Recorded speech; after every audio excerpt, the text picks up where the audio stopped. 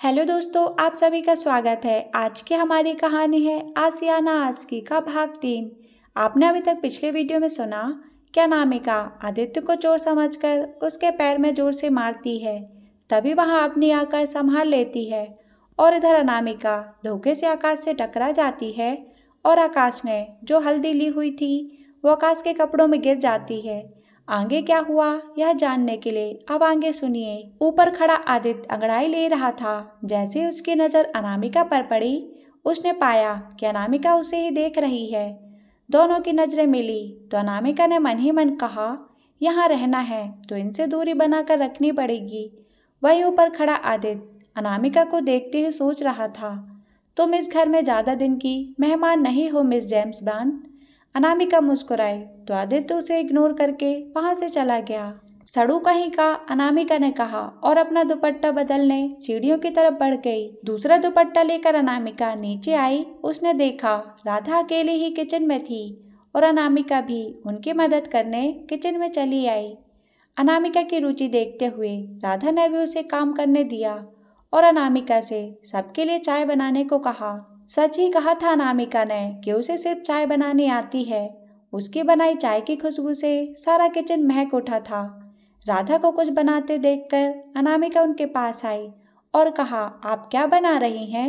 उत्पम। खाया है कभी? राधा ने बनाते हुए कहा। नहीं खाया, पर इसकी खुशबू अच्छी है। इसे कैसे बनाया आपने? अनामिका ने सुगंध लेते हुए कहा। इसे सूजी और चावल के घोल से बनाते हैं। पहले गैस पर पैन में थोड़ा सा तेल डालकर फैलाओ, फिर सूजी का घोल ऐसे धीरे धीरे फैलाना। उसके बाद इसके ऊपर बारीक कटी सब्जियां जैसे कि प्याज, शिमला मिर्च, टमाटर, पत्ता गोभी डालकर इस पर फैलाना। इसके बाद नमक और मसाला स्वाद अनुसार डालकर इसे दूसरी ओर पलटना है। जब दोनों तरफ से अच्छे सिक जाएं तो पैन से निकाल लो। राधा ने कहा। अनामिका बोली, ये तो बहुत इजी है आंटी, हमें भी सीखना है। पहले लोगों को तो पहचानना सीख लो। एक जानी पहचानी आवाज अनामिका के कानों में पड़ी। उसने जैसे ही गर्दन घुमाई, किचन के दरवाजे पर आदित्य खड़ा था। आदित्य की आवाज सुनकर राधा पलटी और कहा, उठ गया तू? और घर कब आया है? तुझे पता है ना आदित्य, तेरे पापा को तेरा घर देर से आना बिल्कुल पसंद नहीं है, पर तू नहीं सुनता। सॉरी माँ, अब से नहीं होगा ऐसा। आदित्य ने अंदर आकर राधा को साइड से गले लगाते हुए कहा, यह अनामिका है, अवनी की सहेली। राधा ने आदित्य से कहा, हाँ कल रात मिल चुका हूँ मैं इनसे, काफी स्ट्रांग है। आदित्य ने अनामिका को घूरते हुए कहा, अच्छा चलो सबके साथ बैठकर नाश्ता कर लो और अनामिका तुम चाय लेकर बाहर आ जाना। ठीक है, कहते हुए राधा ने नाश्ते की प्लेट उठाई और बाहर निकल गई। किचन में बस अनामिका और आदित्य थे। अनामिका चाय छानने लगी। आदित्य कुछ ही दूरी पर खड़ा अपने कप में दूध डालकर उसमें कॉफी मिक्स कर रहा था। अनामिका ने एक बार उसकी ओर देखा और फिर वापस अपने काम में लग गई। चाय छानकर वह कप ढूंढने लगी। उसने इधर उधर देखा, कप आदित्य की साइड में रो में लगे थे। अनामिका उसकी ओर आई तो आदित्य ने आंखों के भौहें मटकाकर इशारा किया तो अनामिका ने मरी हुई सी आवाज में कहा, वो कप चाहिए। हाँ कहकर आदित्य थोड़ा सा साइड हो गया। अनामिका ने कप उठाए और जैसे ही साइड हुई, आदित्य को देखकर उसके हाथ से कप छूट गए। लेकिन कप नीचे गिरते इससे पहले ही आदित्य ने उन्हें अपने दोनों हाथों में कैच कर लिया। अनामिका की जान में जान आई तो उसने कहा, थैंक यू। आदित्य ने अगले ही पल दोनों कप नीचे गिरा दिए। अनामिका डर गई, उसे समझ नहीं आया क्या करे। गिरने की आवाज सुनकर राधा अंदर आई और कहा, क्या हुआ? कुछ गिरने की आवाज आई। माँ, वो इनके हाथों से कप छूट गए और टूट भी गए, आदित्य ने मासूम बनते हुए कहा, जबकि सच तो कुछ और था। अनामिका क्या कहती? अगर कहते भी तो कौन भरोसा करता? उसकी रोनी सूरत देखकर राधा ने बड़े प्यार से कहा, कोई बात नहीं, कप और आ जाएंगे। तुम नाश्ते के लिए चलो, चाय मैं लेकर आती हूँ। सुना तुमने, माँ ने कहा कप और आ जाएंगे। आदित्य ने अनामिका से कहा। हाँ, अनामिका ने राधा से कहा और जैसे ही जाने लगी, आदित्य ने अपना कप उठाया और उसके पास से गुजरते हुए कहा, I just hate thank you. Aditya वहां से निकल गया और अनामिका मन ही मन उसे कोसते हुए बाहर चली आई। बाहर डाइनिंग टेबल पर सभी मौजूद थे। अनामिका भी आकर चुपचाप अवनी के बगल में बैठ गई। नींद ठीक से आ गई थी ना अनामिका? दादी माँ ने पूछा। जी, अनामिका ने नजरें झुकाए हुए कहा, क्योंकि अनामिका के बिल्कुल सामने दादी के बगल में आदित्य बैठा था। वह फिर से किसी मुसीबत में बिल्कुल नहीं फंसना चाहती थी। तभी दादू ने कहा, और छोटे जनाब, आज तुम नाश्ते के टेबल पर क्या कर रहे हो? आज से पहले तो कभी नहीं देखा तुम्हें यहाँ। आदित्य दादाजी का ताना समझ चुका था, क्योंकि आज से पहले ना तो वो कभी इतनी जल्दी उठा था और ना ही नाश्ते के लिए नीचे आया था। रघु अक्सर उसका नाश्ता ऊपर ही लेकर जाता था। ओ कम ऑन दादू, आज जल्दी उठा तो सोचा सबके साथ नाश्ता कर लूं। अरे बेटा, आज क्यों? रोज आया करो, परिवार के साथ बैठकर खाने का अपना ही मजा है। राकेश ने कहा। राधा सबके लिए चाय ले आई। उसने आदित्य को छोड़कर सबको चाय दी और सबके प्लेट में नाश्ता परोसकर खुद भी चाय लेकर बैठ गई। दादू ने जैसे ही एक घूंट भरा और कहा, वाह, आज की चाय बहुत स्वादिष्ट है बहू। सच में पीते ही मन खुश हो गया। पापा, आज चाय मैंने नहीं बल्कि अनामिका ने बनाई है। ये इसके हाथों का जादू है, राधा ने मुस्कुराते हुए कहा। जैसे ही सबने सुना आज चाय अनामिका ने बनाई है, तो सब चाय पीते हुए अनामिका की तारीफ करने लगे। आकाश ने तो फटाफट अपनी चाय खत्म भी कर दी और कहा, माँ, मुझे एक कप चाय और चाहिए। राधा ने सुना तो हैरानी से आकाश की ओर देखा और फिर उसे एक कप चाय और दे दी। आदित्य बैठा बैठा आकाश को घूर रहा था। तभी दादी ने कहा, आदित्य, तुम भी चाय पीकर देखो, बहुत अच्छी बनी है। मैंने अभी नशा करना शुरू नहीं किया है, आदित्य ने कॉफी पीते हुए कहा। चाय में नशा होता है, किसने कहा? और अनामिका ने तो वैसे भी अच्छी चाय बनाई है, आकाश ने कहा। हाँ तो आप लोग पियो, मुझे नहीं पसंद, कहते हुए आदित्य उत्पम खाने लगा। सभी चुपचाप नाश्ता करने लगे। अनामिका और अवनी नाश्ता करने के बाद उठकर कमरे से अपनी बुक्स और बैग्स ले आईं। आकाश ने देखा तो कहा, अवनी, मैं उधर ही जा रहा हूँ, चलो तुम दोनों को भी छोड़ देता हूँ। आपकी तबीयत ठीक है ना भैया? अवनी ने आकाश के माथे को हाथ लगाकर कहा। हाँ क्यों? आकाश ने कहा। आज से पहले तो आपने कभी नहीं कहा अवनी कॉलेज छोड़ देता हूँ। फिर आज अचानक अवनी ने दाल में काला देखते हुए कहा। अवनी की बात सुनकर आकाश झेप गया। अब बेचारा कैसे कहता कि वो कॉलेज अनामिका की वजह से जाना चाहता था। उसने अवनी से कहा, मुझे सच में उस साइड काम है, तुम्हें जाना है तो जाओ। कहते हुए आकाश जाने लगा तो अवनी ने रोकते हुए कहा, अरे अरे भैया, मैं तो मजाक कर रही हूँ। अब चलो, जल्दी देर हो जाएगी। बस 2 मिनट, मैं अपना बैग और फ़ोन लेकर आता हूँ। कहते हुए आकाश चला गया। अवनी बाहर जा चुकी थी। अनामिका वहीं खड़ी आकाश के आने का इंतजार कर रही थी। आकाश वापस आया तो उसके हाथ में बैग, फ़ोन और ढेर सारी फाइलें भी थीं। यह हमें दे दीजिए, अनामिका ने सहजता से कहा। तो आकाश ने फ़ोन और बैग छोड़कर फाइल्स अनामिका को थमा दी। दोनों साथ साथ चलने लगे तो आकाश ने कहा, चाय अच्छी बनी थी। थैंक यू, अनामिका ने कहा। अब इससे आगे आकाश के पास बोलने को कुछ नहीं था। अपनी बाहर आकर पहले ही गाड़ी में पिछली सीट पर बैठ चुकी थी। आकाश मुस्कुराया और आगे बढ़कर अनामिका के लिए दरवाजा खोला, लेकिन अनामिका बैठती उससे पहले ही आदित्य आकर बैठ गया। तुम कहाँ? आकाश ने अपने सपनों के पुल को टूटते देखकर कहा। वो आगे मुझे यूनिवर्सिटी छोड़ देना, आदित्य ने कहा। तो बाइक से चला जा, आकाश ने कहा। नहीं, वहाँ मेरे दोस्त इंतजार कर रहे हैं, वहाँ से मुझे बाहर जाना है, उनके पास गाड़ी है, बाइक कहाँ खड़ी करूँगा, आदित्य ने कहा। आकाश ने अनामिका के लिए पीछे का दरवाजा खोला और बैठने का इशारा किया। खुद आकर ड्राइवर सीट पर बैठा और सीट बेल्ट लगाते हुए कहा, पापा को बताया आपने बाहर जाने के बारे में? चिल ब्रो, पापा के आने से पहले घर आ जाऊंगा मैं। अब चलो, मुझे लेट होना बिल्कुल पसंद नहीं है, आदित्य ने कहा। आकाश ने गाड़ी स्टार्ट करके आगे बढ़ा दी। अनामिका को आगे ना बैठा पाने का उसे मलाल था, इसलिए उसने गाड़ी के अंदर का शीशा सेट कर लिया जिससे अनामिका उसे नजर आ सके। अनामिका का ध्यान खिड़की के बाहर था और बड़े गौर से वो सब देख रही थी। अवनी अपने फोन में बिजी थी और आदित्य वो सर सीट से लगाकर कभी आकाश को देखता तो कभी सामने। अनामिका ने खिड़की का शीशा हल्का सा खोल दिया। हालांकि ठंड थी, पर अनामिका को अच्छा लग रहा था। बाल उड़कर उसके चेहरे पर आ रहे थे। अनामिका ने सर गिलास से लगा लिया और बड़े प्यार से बाहरी दुनिया को देख रही थी। आदित्य ने जैसे ही साइड मिरर में देखा तो कुछ पल के लिए नजरें वहीं जम गई। वो बालों की लटों का बार बार अनामिका के चेहरे को चूमना कितना वो बालों की लटों का बार बार अनामिका के चेहरे को चूमना कितना खूबसूरत बना रहा था। आदित्य काफी देर तक देखता रहा और फिर गर्दन घुमाकर आकाश को देखने लगा। कुछ देर बाद गाड़ी कॉलेज के गेट के सामने आकर रुकी।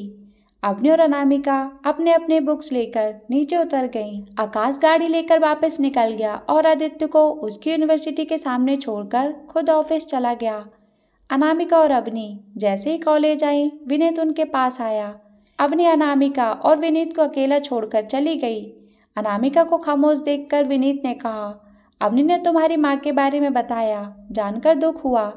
अनामिका ने कहा, हाँ, तुम अवनी के साथ रहती हो? विनीत ने फिर से कहा। हाँ, अनामिका ने कहा। अनामिका, कोई भी हेल्प चाहिए हो तो प्लीज मुझसे कहना, मुझे अच्छा लगेगा। विनीत ने अपने पन से कहा। हेल्प के नाम से अनामिका को विनीत की भेजी नोटबुक याद आई और उसने नोटबुक निकाली और विनीत को बढ़ाकर कहा, हमें इसकी जरूरत नहीं है विनीत, प्लीज हमारे लिए सब मत करो, हमें अच्छा नहीं लगता। अनामिका, ये मैंने सिर्फ इसलिए भेजी थी क्योंकि 1 महीने तुम कॉलेज नहीं आई थी। सोचा तुम्हें कोर्स कंप्लीट करने में आसानी होगी। 1 महीने बाद एग्जाम्स हैं, विनीत ने कहा। हम कर लेंगे, पर रखो। कहते हुए अनामिका वहां से निकल गई और विनीत वहां रुक गया। तभी विनीत के दोस्त ने आकर कहा, भाई, पिछले 2 साल से तू ट्राई कर रहा है, पर बंदी तुझे घास तक नहीं डालती, फिर तू उसके पीछे पड़ा है। क्या करूं यार, उसके अलावा और जस्ती नहीं। विनीत ने कहा, पर मुझे नहीं लगता ये मानेगी। डिसेंट सी बंदी है यार, पढ़ने आई है, अब तो कोई है भी नहीं उसका। एक माँ थी, वो भी जा चुकी है। दोस्त ने कहा, मैं हूं ना, मैं संभाल लूंगा उसे, बस एक बार वो मेरा प्रपोजल एक्सेप्ट कर ले। विनीत ने कहा, चल बेस्ट ऑफ लक, मान जाए तो पार्टी देना मत भूलना, दोस्त ने कहा और वहां से चला गया।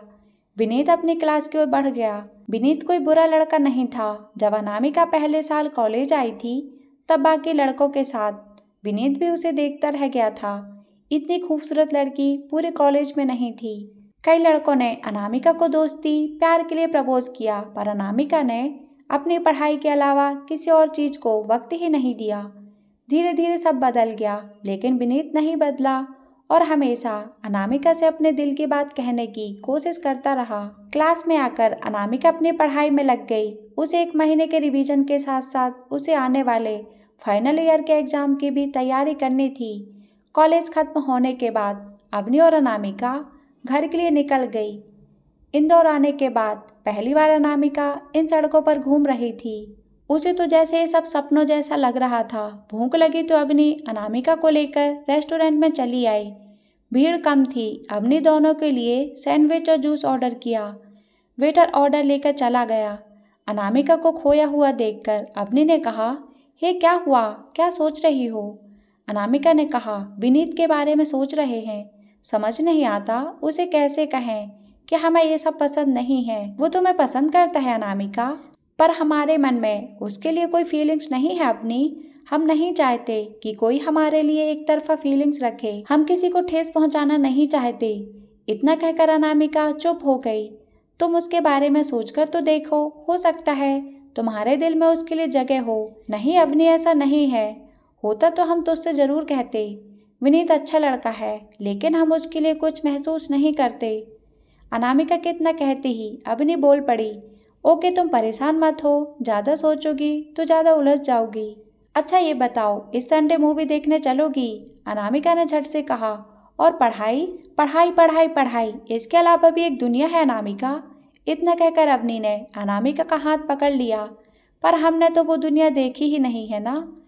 इतना अनामिका ने कहा ही था कि अवनी बोल पड़ी, तो चलना, मैं दिखाती हूँ, सच्ची बहुत मजा आएगा। तुम, मैं, कीर्ति और रितु सभी चल रहे हैं, प्लीज चलो ना। अनामिका बोली, नहीं चल सकती। अच्छा तुमसे एक बात पूछूं? अनामिका ने कहा, हाँ पूछो। तुम हॉस्टल में 2 साल से हो, फिर भी तुमने ये शहर नहीं देखा। मतलब तुम हॉस्टल से बाहर कभी नहीं निकली, ऐसा क्यों? माँ ने कसम दी थी। कसम? पर क्यों?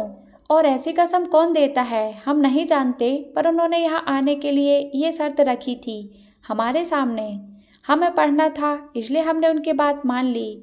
आज वो हमारे साथ नहीं है, लेकिन इस तरह जाकर उनकी कसम नहीं तोड़ सकते। अवनी, अब मैं क्या कहूँ? आंटी ने ऐसा क्यों कहा होगा? तुमने कभी उनसे पूछने की कोशिश नहीं की अनामिका? इसके अलावा ऐसे बहुत से सवाल हैं अवनी जो हम माँ से जानना चाहते थे, लेकिन वो सवाल बस सवाल बनकर रह गए। उनका जवाब हमारे पास नहीं है। कोई बात नहीं, तुम नहीं जानना चाहती तो हम तुम्हें फोर्स नहीं करेंगे। अनामिका ने कहा थैंक्स। दोनों बातें कर ही रही थी कि वेटर ऑर्डर लेकर आ गया। दोनों ने सैंडविच खाई और जूस पिया। उसके बाद दोनों घर के लिए निकल गईं। घर आकर अनामिका ने कपड़े बदले और कुछ देर के लिए लेट गई। अवनी के सवाल उसके मन में चलने लगे। आखिर क्यों माँ ने उसे शहर घूमने से मना किया? आखिर क्या रिश्ता रहा होगा उनका इस शहर से? कुछ सवाल सिर्फ सवाल बनकर रह जाते, उनके जवाब क्यों नहीं होते? अनामिका उठकर बैठ गई। मुश्किल से वह माँ का ख्याल अपने जहन से निकाल पाई, क्योंकि वह कमजोर पड़ना नहीं चाहती थी। अनामिका एक बार फिर लेट गई। आंख लगी तो सारी बातें, सारे ख्याल अपने आप जहन से बाहर होते गए। शाम को अवनी ने कमरे में आकर उसे उठाते हुए कहा, कितना सोओगी, शाम हो चुकी है। मम्मा को तो टेंशन हो रही थी कि कहीं तुम बीमार तो नहीं हो गई। चलो नीचे चलकर दर्शन दो उन्हें। हाँ, वो जरा आंख लग गई थी, अनामिका ने उबासी लेते हुए कहा। तो अवनी बोली, कोई बात नहीं, तुम मुंह धो लो, मैं तब तक कमरा ठीक कर देती हूँ। हाँ, आते हैं, कहते हुए अनामिका उठी और बाथरूम की ओर बढ़ गई। अवनी ने कमरा साफ किया और फिर दोनों नीचे आ गईं। अनामिका ने सफेद रंग का बंद कॉलर वाला कुर्ता पहना था और नीचे पीले रंग का पटियाला, लेकिन इन कपड़ों में भी वह बहुत प्यारी लग रही थी। जैसे ही नीचे आई, राधा ने कहा, क्या हुआ बेटा, तुम दोपहर का खाना खाने नीचे नहीं आई? तबीयत तो ठीक है ना? वो कॉलेज से आते हुए अवनी ने बाहर कुछ खिला दिया था, इसलिए भूख नहीं थी। सॉरी, आपको बताया नहीं, अनामिका ने पास बैठते हुए कहा। कोई बात नहीं, रात के खाने में क्या खाओगी? राधा ने प्यार से उसका गाल छूकर कहा। जो भी आप प्यार से खिला दें, अनामिका ने मुस्कुराकर कहा। इधर उधर की बातों के बाद रात में भी सभी खाने की टेबल पर जमा थे, बस अपने आदित्य बाबू ही नहीं थे। राकेश ने देखा तो राधा से कहा, आदित्य कहाँ है? आज तो भाई गया। अवनी ने आकाश के कान में फुसफुसाते हुए कहा। पापा के गुस्सा होने से पहले ही वो आ गया। आकाश ने बिना अवनी को देखे कहा, लगी बेड? अवनी ने फिर कहा, ठीक है, लग गई, 500 की। आकाश ने कहा। राधा से कोई जवाब नहीं पाकर राकेश ने एक बार फिर कहा, राधा, मैं कुछ पूछ रहा हूँ। वो मैं बात हुई थी उससे, वो बाहर, वो मतलब। राधा ने अटकते हुए कहा। आज फिर वो बाहर गया है, राकेश ने घूरते हुए कहा। नहीं, वो राधा कहते हुए रुक गई। माँ, जल्दी से खाना लगाओ, बहुत भूख लगी है, आदित्य ने कुर्सी पर बैठते हुए कहा। आदित्य को वहां देखकर सभी हैरान थे, सिवाय आकाश के। कहाँ थे तुम? राकेश ने कहा। माँ ने आपको बताया नहीं, ऊपर था, सो रहा था, आदित्य ने बिना राकेश को देखे कहा। हाँ, यही तो कह रही थी, सो रहा था ऊपर। आप सब लोग खाना शुरू कीजिए, ठंडा हो जाएगा, कहते हुए राधा भी बैठ गई। सभी खाना खाने लगे, लेकिन अनामिका को शक हो रहा था। आदित्य ने जल्दी से खाना खाया और उठने लगा तो दादी ने बैठाते हुए कहा, ये क्या, सिर्फ एक रोटी? देख कितना दुबला हो गया है, चल बैठ और ये 2 पराठे और खा। आदित्य ने जैसे ही ना करने के लिए मुंह खोला, राकेश ने कहा, खाओ चुपचाप। मरता क्या ना कहकर खाने लगा। अनामिका को कुछ तो गड़बड़ लग ही रही थी, लेकिन वो चुपचाप खाना खाती रही। आदित्य को अनमने ढंग से खाते देखकर अनामिका को शक हुआ। खाते उसकी नजर नीचे गई। उसने देखा आदित्य ने पार्टी वियर जूते पहने हैं। अनामिका ने मन ही मन खुद से कहा, इन्होंने तो कहा है कि ये घर में ही थे और सोकर आ रहे हैं, लेकिन घर में ऐसे जूते पहनकर कौन सोता है? जरूर कुछ गड़बड़ है, मेरा हो गया, कहते हुए आदित्य उठा और भाग गया। किसी ने भी उसके जूतों पर ध्यान नहीं दिया। खाना खाकर अवनी जैसे ही चुपके से जाने लगी तो आकाश ने रोकते हुए कहा, 500 रुपए? भैया, वो तो मैं ऐसे ही मजाक कर रही थी, मुझे तो पता था आदित्य भाई घर में ही है, अवनी ने बचते हुए कहा। ये सब बातें न कहीं और बनाना, चुपचाप पैसे निकाल, आकाश ने कहा। अवनी कोई पैसे नहीं देगी, अनामिका ने आकर कहा। क्यों क्यों नहीं देगी? आकाश अब अनामिका के सामने था। अनामिका मुस्कुराई और कहा, क्योंकि आपके आदित्य जी घर पर नहीं थे, कुछ देर पहले ही बाहर से आए थे। अनामिका के मुंह से सच सुनकर आकाश अवाक रह गया, लेकिन खुद को सही साबित करना भी जरूरी था, इसलिए कहा, यह आप कैसे कह सकती हो कि वो बाहर से आया था? उन्होंने डाइनिंग पर पार्टी वेयर शूज पहने हुए थे, मतलब वो बाहर से आए थे। आप शर्त हार गए। अनामिका ने कहा और चली गई। यार तेरी दोस्त तो बहुत इंटेलिजेंट है, उसने कैसे पता लगा लिया? आकाश ने कहा। क्योंकि वो मेरी दोस्त है ना, इसीलिए, कहकर अवनी भी चली गई। ऊपर खड़ा आदित्य ये सारी बातें सुन रहा था। उसने धीरे से कहा, सिली गर्ल। आदित्य अपने कमरे की ओर चला गया, लेकिन असली मुसीबत तो अब शुरू होनी थी। पेट में दर्द होना शुरू हो चुका था। मतलब अब इंसान 2-2 बार खाना खाएगा तो यही हाल होगा ना उसका। कमरे में आकर वह कभी बिस्तर पर गिरता तो कभी सोफे पर। आदित्य उठा और ड्रावर से दवा निकाल कर ले ली। लेकिन दवा से भी तुरंत आराम कहाँ आता है, थोड़ा वक्त लगता है। पर हमारे आदित्य में सब्र की जो कमी थी, बेचैनी से वह यहाँ वहाँ घूमने लगा। बेचारा किसी से कह भी नहीं सकता, वरना सुनना पड़ जाएगा। दरअसल घर आने से पहले वह अपने दोस्तों के साथ बाहर ठूस कर जो आया था। आदित्य की उम्र 24 साल थी। अभी हाल ही में उसने अपने ग्रेजुएशन की पढ़ाई कंप्लीट की थी। अपने कॉलेज में वह हमेशा टॉपर रहा। हिस्ट्री में उसकी अच्छी पकड़ थी। आदित्य के 2 दोस्त थे, एक तरुण और दूसरा शुभ। कॉलेज में आदित्य हमेशा चर्चा में रहा, अपनी पर्सनालिटी और दूसरा उसका एटीट्यूड। कॉलेज की सभी लड़कियां उस पर फिदा थी, पर मजाल है कि वो किसी को नज़र भर देख ले। वो हमेशा अपनी ही मस्ती में धुन रहने वाला लड़का था और उसकी यही बातें उसे औरों से अलग भी बनाती थी। अपना पेट पकड़े पकड़े वह बाहर आया और बालकनी में आकर खड़ा हो गया। बस अब एक ही रास्ता है, कहते हुए उसने एक गहरी सांस ली और जेब से सिगरेट निकालकर मुंह में रखते हुए जला ली। आदित्य को सिगरेट की आदत कॉलेज में लगी थी, लेकिन घर वालों को अभी इसके बारे में पता नहीं था। उसने उनके सामने कभी नहीं पी थी। अभी वह खड़ा खड़ा सिगरेट के कस लगा ही रहा था कि तभी सीढ़ियों से अनामिका चली आ रही थी। आदित्य ने उसे एक नज़र देखा और बालकनी से सामने देखते हुए फिर से सिगरेट पर ध्यान जमा लिया। अनामिका ने देख लिया था, शायद इसलिए वह उसकी ओर चली आई। उसने हाथ में पकड़ी किताब को टेबल पर रखा और आदित्य के पास आकर धीरे से कहा, सिगरेट पीना बुरी बात है। आदित्य ने कोई जवाब नहीं दिया, बस चुपचाप सामने देखते हुए सिगरेट पीता रहा। आदित्य का कोई जवाब नहीं पाकर अनामिका ने कहा, अंकल आंटी को पता है आप सिगरेट पीते हैं। आदित्य ने इस बार भी जवाब नहीं दिया तो अनामिका ने खींचते हुए कहा, एक काम करते हैं, हम जाकर बता देते हैं। कहते हुए अनामिका जैसे ही जाने लगी, आदित्य एकदम से उसके सामने आ गया और कहा, तुम क्या पागल वागल हो? ये सब बातें बताने के लिए होती है क्या? नहीं, पर शायद सिगरेट भी पीने के लिए नहीं होती है। It's dangerous for health, Anamika ने कहा। आदित्य उसके थोड़ा करीब आया और कहा, मुझे बिल्कुल पसंद नहीं है लोग मुझे इस तरह फालतू एडवाइस दें। अवनी की दोस्त हो, उसकी दोस्त बनकर रहो। मुझसे फ्रैंक होने की जरूरत नहीं है। आपको लगता है हम आपसे फ्रैंक होने का सोचेंगे भी? बिल्कुल नहीं। हमने सिर्फ इसलिए कहा क्योंकि इस एक सिगरेट से आप खुद को नहीं बल्कि अपने आसपास के लोगों और पेड़ पौधों को भी नुकसान पहुंचा रहे हैं। अनामिका ने थोड़ा सख्त होकर कहा, वाह, तुम इलेक्शन में खड़ी क्यों नहीं हो जाती? जीत जाओगी कसम से। आदित्य ने कहा और दूसरी सिगरेट जला ली, लेकिन वह कस ले पाता इससे पहले अनामिका ने उसके मुंह से सिगरेट निकालकर फेंकते हुए कहा, आप शायद हमारी बात समझे नहीं। हमने कहा इससे नुकसान होता है। सो व्हाट, तुम्हें उससे क्या? आदित्य ने कहा, हमें इससे क्या? हम सही हैं तो फिर पीजिए। हमें भी जो करना होगा हम करेंगे। हम जाकर सबको बता देंगे। अनामिका ने कहा, अच्छा ठीक है। आदित्य ने झुंझलाकर सिगरेट फेंकते हुए कहा, हर वो चीज़ हमारे लिए सही नहीं होती जो हमें खुशी देती है। अनामिका ने कहा और वहां से चली गई।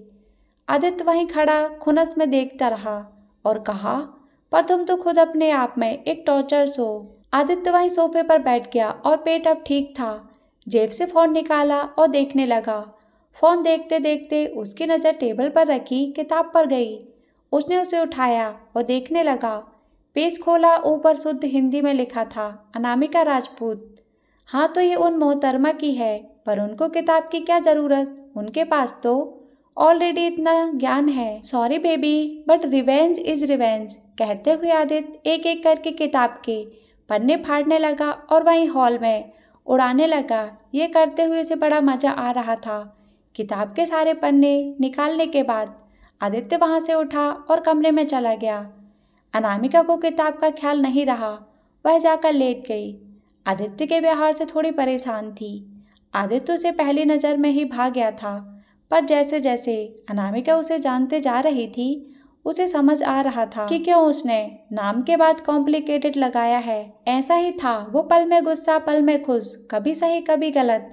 अनामिका समझ नहीं पा रही थी कि इस घर में रहकर वह उसे कैसे हैंडल करे। अनामिका की कमजोरी थी और वो ये कि वो जब भी कुछ गलत होते देखती, उसे देखा नहीं जाता और वह उसे रोकने की कोशिश करती, लेकिन आदित्य के सामने वह कंफ्यूज हो जाती कि क्या सही है और क्या गलत।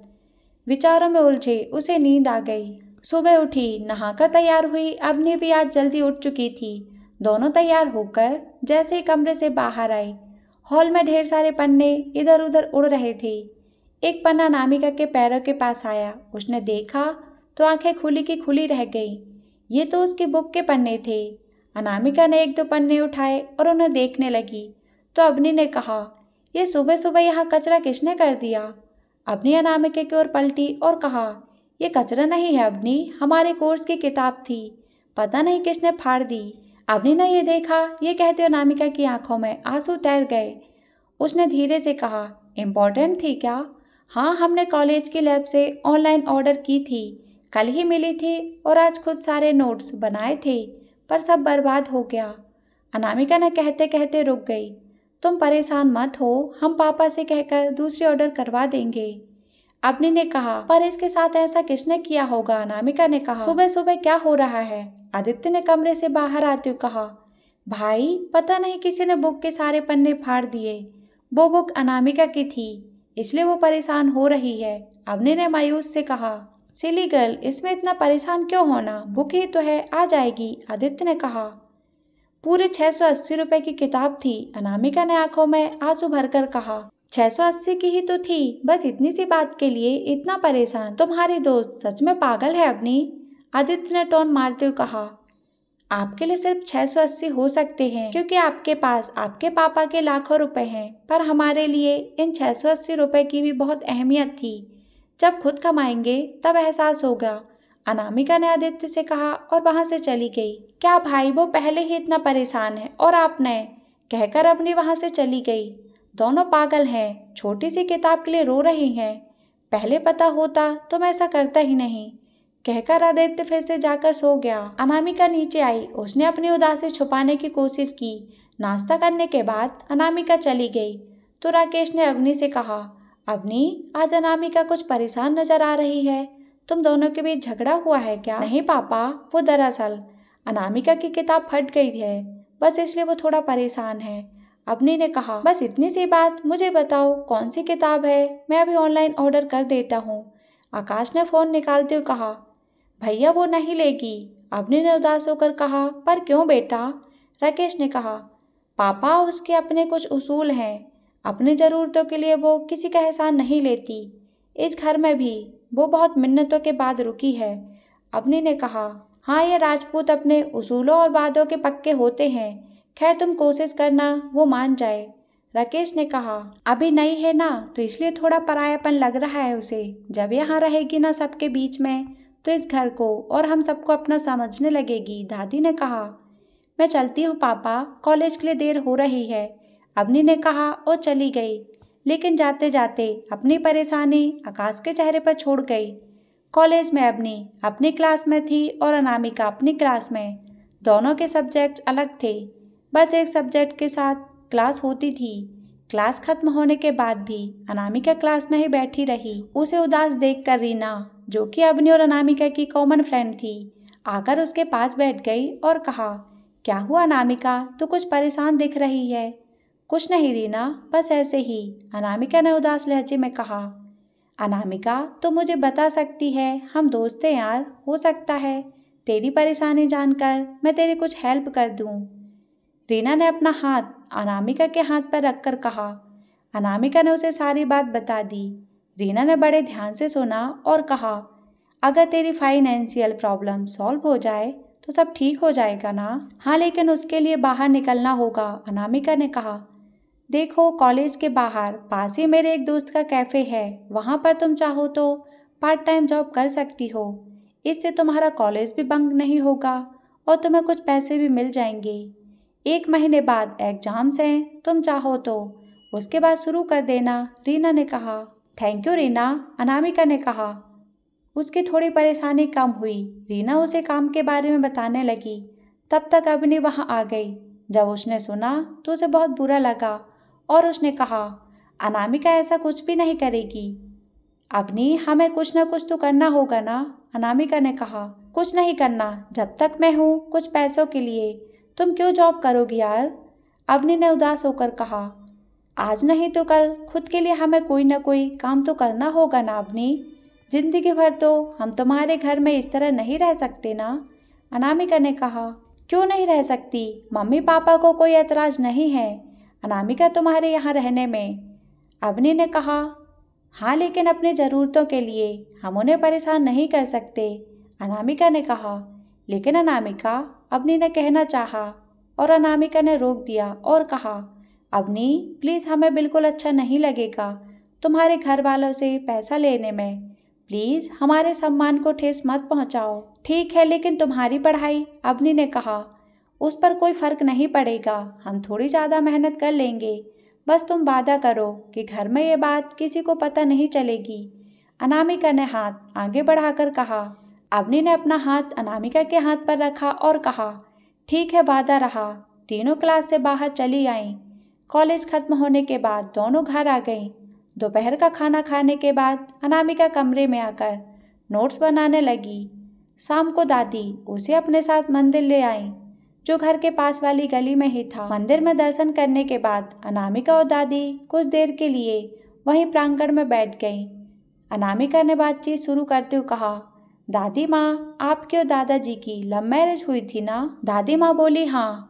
अनामिका कहने लगी, उस जमाने में भी लव मैरिज होती थी? दादी माँ ने कहा, नहीं, बिल्कुल नहीं, पर मैंने और तेरे दादाजी ने घर वालों और समाज के खिलाफ जाकर की थी। आप दोनों का प्यार कैसे शुरू हुआ, बताइए ना। मैं तब 16 की थी और वो 20 साल के थे। मेरे पिताजी का बड़ा रौब था उस वक्त बनारस शहर में। तुम्हारे दादाजी हमारे घर के मुंशी के बेटे थे। कभी कभार उनके साथ घर आते थे, तब हमारा बहुत झगड़ा होता था, लेकिन झगड़ा धीरे धीरे कब प्यार में बदल गया पता ही नहीं चला। फिर एक शाम जब घाट किनारे अपने भाभीियों के साथ दिए जलाने गई थी, तब तेरे दादाजी चुपके से मेरा हाथ पकड़कर मुझे वहां से ले गए और अपने प्यार का इजहार किया। ईश्वर के सामने भला कोई झूठ कैसे कहेगा। उनकी बातों में सच और प्यार नजर आया तो मैंने भी हाँ कर दी। उसके बाद खूब बातें हुई, उंगलियां उठी, हमें अलग कर दिया, लेकिन हम दोनों ने हिम्मत नहीं हारी। और फिर एक दिन पिताजी ने हमारे प्यार को मान लिया और शादी करके हम यहाँ चले आए। वाह दादी माँ, आपकी स्टोरी तो बहुत क्यूट है, पर क्या हर लव स्टोरी की शुरुआत झगड़े से ही होती है? अनामिका ने मासूमियत से पूछा। नहीं, जरूरी नहीं है, पर अधिकतर प्रेम कहानियां झगड़े से ही शुरू होती है। इंसान की जिंदगी में सबसे खूबसूरत एहसास यही तो होता है, वरना इसके बिना जीवन बेरंग है, दादी ने कहा। आप यहाँ रोज आती हैं दादी माँ? अनामिका ने बात बदलते हुए कहा। नहीं, कभी कभी आती हूँ, जब या तो बहुत खुश होती हूँ तब, या बहुत उदास होती हूँ तब, दादी माँ ने कहा। फिर आज क्या वजह है, खुशी या उदासी? अनामिका ने मुस्कुराकर कहा। आज दोनों ही वजह नहीं है, दादी माँ भी मुस्कुरा उठी। तो फिर? अनामिका ने हैरानी से कहा। दादी माँ ने प्यार से अनामिका के गाल को छुआ और कहा, क्योंकि आज तुम उदास थी इसीलिए।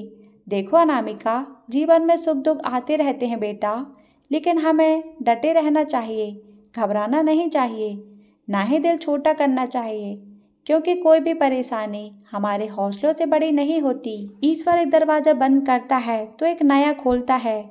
हाँ दादी माँ, आप सही कह रही हैं, जल्दी ही सब ठीक हो जाएगा, अनामिका ने कहा।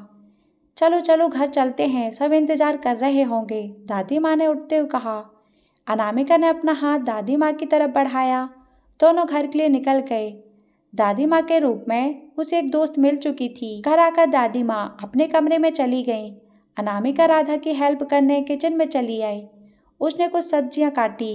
उसकी खामोशी को राधा बखूबी समझ रही थी, इसलिए बड़े प्यार से उसे हर काम सिखा रही थी। जल्द ही अनामिका सुबह वाली बात भूल गई। रात के खाने पर जैसे ही सब लोग आए, सब दंग रह गए। आज आदित्य सबसे पहले वहां मौजूद था। राकेश को तो अपनी आंखों पर यकीन ही नहीं हुआ। सबको अपनी ओर घूरता पाकर आदित्य ने कहा, माँ खाना लगा दीजिए, बहुत भूख लगी है। सभी अपनी अपनी कुर्सियों पर आकर बैठ गए। आकाश अनामिका के पास वाली कुर्सी पर बैठ गया ताकि जब अनामिका आए तो उसी कुर्सी पर बैठे, लेकिन उसकी खराब किस्मत वहां अपनी आकर बैठ गई। अब तो बस दादी और आदित्य के बीच वाली कुर्सी ही बची थी। अनामिका को वहां बैठना पड़ा। सभी खाना खाने लगे। अनामिका ने आदित्य को देखा और मन ही मन सोचने लगी, इन्हें समझना मुश्किल ही नहीं, नामुमकिन है। सुबह जो कुछ भी हुआ उसमें कहीं इनका ही तो हाथ नहीं है। आदित्य ने अनामिका की ओर देखा तो अनामिका नीचे देखने लगी और खाना खाने लगी। अचानक आदित्य को हिचकी शुरू हो गई। उसने पानी पिया लेकिन हिचकी नहीं रुकी। राधा ने उसे खाने को कहा लेकिन हिचकी नहीं रुकी। आदित्य का बुरा हाल हो रहा था तो अनामिका उसकी ओर पलटी और कहा, हमारी आंखों में देखिए। व्हाट? आदित्य ने कहा। आप देखिए, पलके मत झपकाइएगा, अनामिका ने कहा। आदित्य अनामिका की आंखों में देखने लगा। अनामिका की आंखें बिल्कुल उसकी आंखों की जैसी ही थी, बस पलकें मेरी की बड़ी थी। अनामिका की आंखों में देखते हुए आदित्य अपनी हिचकी भूल चुका था। अनामिका ने देखा तो कहा, अब ठीक है। आदित्य ने देखा, वाकई उसकी हिचकी ठीक हो चुकी थी। राधा ने अनामिका की ओर देखकर कहा, अरे वाह, ये कैसे किया तुमने? अगर हिचकी के वक्त ध्यान कहीं और लगाएं तो वह ठीक हो जाती है, अनामिका ने कहा। बहुत अच्छा है ये तो, दादी ने कहा और सभी फिर से खाने में लग गए। अनामिका भी खाना खा रही थी और आदित्य खाते हुए सोच रहा था, पक्का ये काला जादू जानती है, वरना ऐसे कैसे ठीक हो जाता मैं। खाना खाने के बाद सभी हॉल में आकर बैठ गए। राधा आकाश के बालों में तेल लगा रही थी। उसके उठने के बाद आदित्य आकर बैठ गया। आकाश कॉल आने से ऊपर चला गया। कुछ देर इधर की बातों के बाद अनामिका भी उठकर ऊपर चली गई। अवनी ने थोड़ी देर में आने को कहा। अनामिका जैसे सीढ़ियां चढ़कर ऊपर आई, उसने देखा आकाश उसके कमरे से निकलकर जा रहा था। अनामिका कमरे में आई, उसने देखा सब व्यवस्थित था। फिर आकाश जी यहाँ क्यों आए थे? सोचकर वह जैसे ही मुड़ी, उसकी नज़र टेबल पर रखी किताब पर गई। अनामिका उस ओर बढ़ी, उसने किताब उठाई और देखी ये वही किताब थी जिसके पन्ने सुबह यहाँ वहाँ बिखरे पड़े थे। किसी ने उन्हें फिर से जमा कर सही कर दिया था। किताब के ऊपर एक छोटा सा स्माइली भी बनाया हुआ था, जिसे देखकर अनामिका मुस्कुरा उठी।